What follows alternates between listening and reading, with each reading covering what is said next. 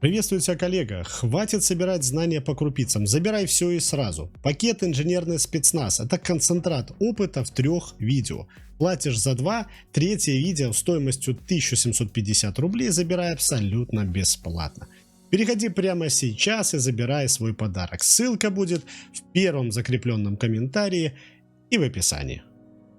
Вы смотрите на эти линии и думаете, что это просто графика. Ошибка. Это настоящая, знаете, как настоящий организм машины, код, который вдыхает жизнь в холодный металл. Сегодня мы пройдем весь путь от аналитического исследования до готовой сборочной документации. Вы узнаете, как мыслят настоящие творцы технологий и как создаются механизмы, способные менять мир. Но прежде чем провести первую линию на чертеже, мы обязаны понять фундаментальную вещь, без которой любая практически наша работа превратится в обычный хаос. Согласно ГОСТу, все, что мы производим, делится на строгие категории: деталь, сборочные единицы, комплекты и так далее. Деталь – это монолит, изделие без различных сборочных операций. А вот сборочная единица – это уже союз деталей, соединенных сваркой, клепкой, свинчиванием и другими способами. Понимание этой иерархии – это первый шаг к созданию грамотной документации. Но как же подступиться к сложному механизму, чтобы не упустить ни одной мелочи? Секрет кроется в самом начале процесса. Мы начинаем с вами с глубокого аналитического исследования. Каждый инженер обязан досконально изучить назначение устройства или механизма. Какие именно входные воздействия этот механизм преобразует в полезную работу. То есть, проще говоря, как он просто вообще функционирует и работает. Мы классифицируем все соединения. Что здесь сварено намертво, а что стянуто резьбой, а что является просто монолитным изделием. Это не просто теория, это погружение в саму физику процесса. И чтобы полностью подчинить себе конструкцию, нам придется совершить действие, которое на первый взгляд кажется разрушительным. Мы проводим процедуру так называемой виртуальной разборки. Мы определяем точную последовательность, в которой детали можно извлечь из корпуса, не повредив другие соседние. Знаете, сколько отличных на бумаге проектов погибло в цеху из-за того, что какие-то детали просто не собрались или не пролезли друг в друга, или как-то мешали друг другу в работе. Миллионы. Виртуальная разборка вскрывает такие конструктивные ошибки еще до стадии производства. И вот, когда мы мысленно расчленили нашу конструкцию на составные части, перед нами встает новая, не менее сложная задача. Начинается этап так называемой деталировки. Каждая оригинальная деталь, кроме стандартных болтов, допустим, и гаек, получает свой собственный рабочий чертеж или как минимум эскиз. Этот момент, когда деталь обретает свое лицо и характеристики. Мы анализируем ее геометрическую форму, разбивая сложный объем на какие-то элементарные поверхности. Но у любой детали есть множество различных ракурсов. Как выбрать тот единственный, который расскажет, к примеру, токарю, потому что токарная операция у нас в основном такая самая первая из мехобработки, всю правду без лишних слов. Это называется главный вид, это и альфа, и омега чертежа. Он должен нести максимум информации о конфигурации детали.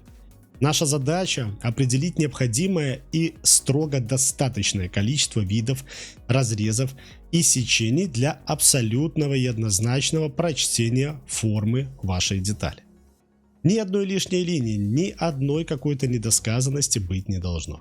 Но голая геометрия висит в вакууме, и если в нее нет жесткой привязки, где тогда найти тот самый якорь, который обеспечит идеальную точность сборки?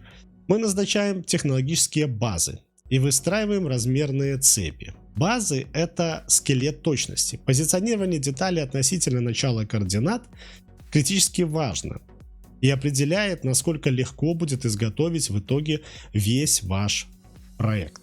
Ошибка в выборе базы приведет к колоссальному недопониманию в производстве и впоследствии браку. Мы проставляем габаритные, установочные и присоединительные размеры. Однако даже самые точные размеры ничего не значат в реальном мире без одного важнейшего элемента. Да, идеальных размеров в природе не существует, поэтому мы задаем предельные отклонения формы, шероховатость поверхностей, требования к термообработке и покрытию. Все это технические требования. Именно геометрические допуски определяют, как части будут взаимодействовать между собой в сборке, обеспечивать бесперебойную работу механизма. Мы создали идеальные детали на бумаге, но как теперь заставить их работать вместе и превратить стопку чертежей в единую рабочую машину? Наступает этап так называемого инженерного синтеза. Мы наносим тонкими линиями контуры базовые детали, например, это станина или корпус, а затем шаг за шагом наслаиваем на нее сопрягаемые узлы строго в том порядке, в котором они будут монтироваться при реальной сборке. Сборочный чертеж растет прямо на глазах, обретая массу и плотность, но внешние контуры скрывают самое интересное. Как же нам заглянуть прямо в стальное сердце механизма? Мы применяем главное оружие конструктора – это разрезы, демонстрирующие способы фиксации и внутренних соединений. Мы наносим штриховку, и здесь есть жесткое правило. Для одной детали штриховка идентична на всех видах, но обязательно отличается по шагу или наклону от соседних деталей. Так мы визуально разлепляем, так сказать, наши детали в одном механизме. Механизм собран, и мы видим его практически насквозь.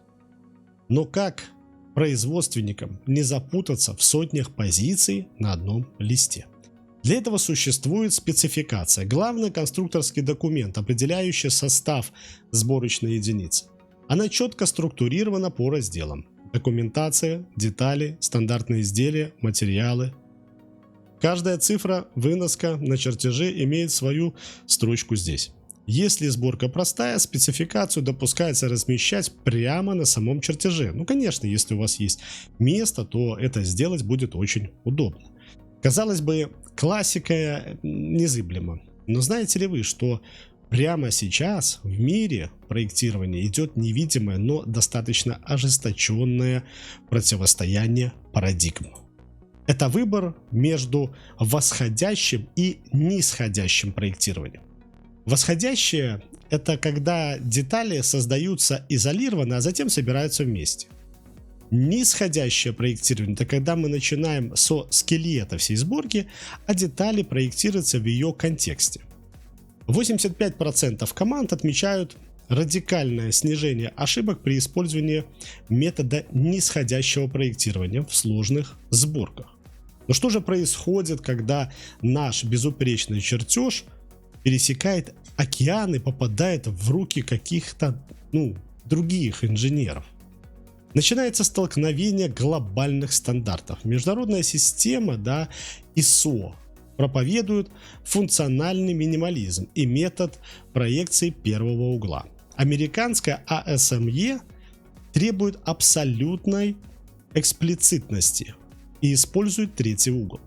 Одна и та же цифра допуска в различных системах может означать физически разные по площади зоны. Незнание этого приводит к браку на миллионы. Но что если я скажу вам, что сами по себе плоские чертежи уже доживают свои последние дни?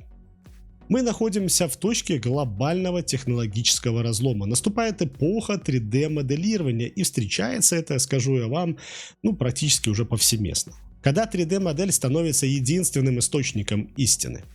Размеры, шероховатости, допуски вшиваются прямо в математическую модель.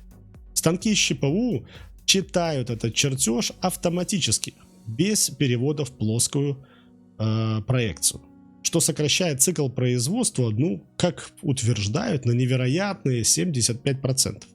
Но неужели старый добрый ватман и двухмерный чертеж будет окончательно уничтожен и предан забвению?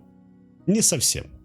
Для рабочих в цеху традиционный чертеж остается самым надежным и, пожалуй, дешевым носителем информации.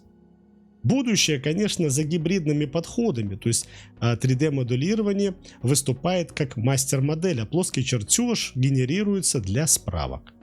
А с приходом дополненной реальности слесарь или токарь будет видеть допуски, наложенные прямо на живую деталь. Чертеж перестал быть просто бумагой, он стал живым информационным узлом. И теперь вы готовы стать частью этой революции. У меня там все, друзья. Если остались вопросы, пишите в комментариях, подписывайтесь на канал и переходите в закрытое сообщество в Бусти. Всем добра. Пока-пока.